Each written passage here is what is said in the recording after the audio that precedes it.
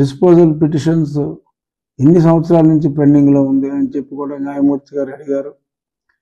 మరి disposal petition వచ్చినప్పుడు అయితే డిస్పోజ్ చేయాలి, లేదంటే డిస్పోజ్ చేయాలని చెప్పాలి.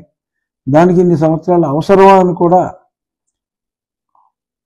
న్యాయమూర్తి గారు చాలా స్పష్టంగా వీళ్ళని ప్రశ్నించడం జరిగింది.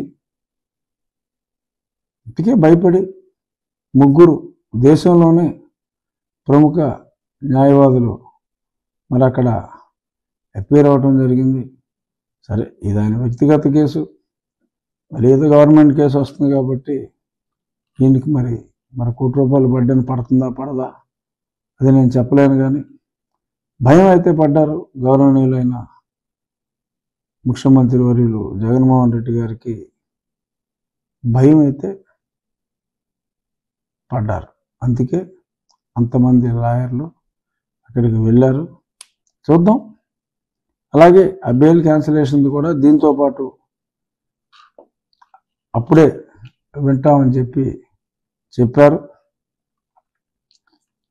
ఏది కూడా నేను వేసిన కేసులు ఏది కూడా కొట్టేయలేదు.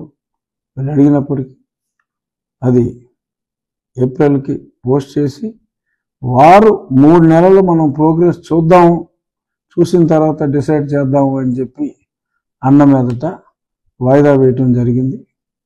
ఇది సాక్షిలో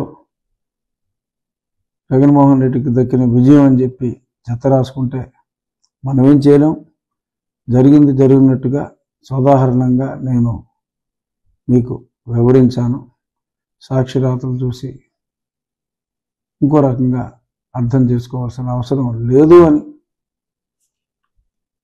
మీ అందరికీ తెలియజేసుకుంటున్నా.